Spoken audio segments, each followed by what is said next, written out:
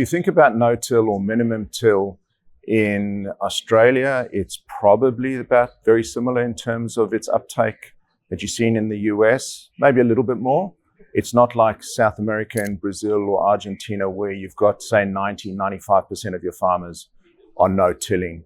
And our product fits really, really well into a no-till space as well as a minimum till space. So the practices are pretty similar, much lower rainfall. Some of the use application of the equipment is for moisture conservation, rather than in some states in the United States, it's actually for moisture management and actually getting in the field earlier in wetter soils. So it's a little bit strange. It sort of works both ways a little bit as well. But still being able to manage the soil in such a way that it's not doing damage to the soil structure, and really just working that top 1.5 to 2 inches of the soil, but still being able to manage your residue properly, create a perfect seed bed, as well as mechanical weed control with a high effectiveness rate. Everywhere we go, we sometimes get told, well, that's not going to work here. And it's interesting because ultimately it does become the standard tillage form wherever it gets hold. But we're seeing, for instance, South America very strongly no-till, as I mentioned earlier.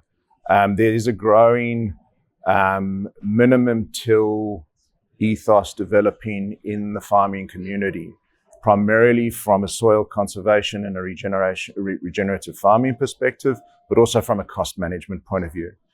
We're seeing old farming practices in places like Germany or Western Europe generally, where deep tillage is still the main approach to how they prepare their fields. Whereas in Eastern Europe, we've seen a far more progressive approach to actually managing the soil for future generations, if you like, where they know that they have to protect that soil to make sure that they get the yields they need for tomorrow. So there's similarities. There's probably more similarities than differences, but the nuances are pretty important.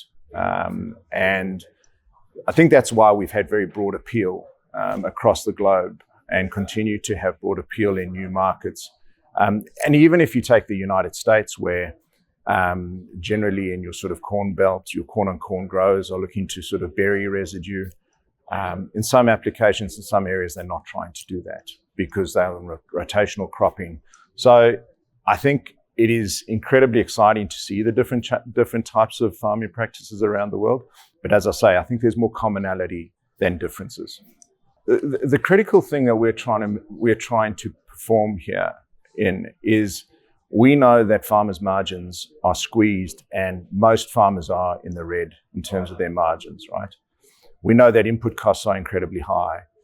We recognize that there's a role to be played in terms of herbicide reduction, which is incredibly expensive. And if you can get rid of at least half of your herbicide use, that's a huge cost saving. If your diesel usage can come down, if your labor usage can come down because you're actually running at higher speeds, if your yields are improved because you're actually getting more uniform germination because you've got a perfect seed bed you're seeding into. I think these are the little 1, 2, 3, 4, 5% that are going to make a difference to a farmer's bottom line. And that's where our passion lies. And all doing that while not destroying the soil structure into the future.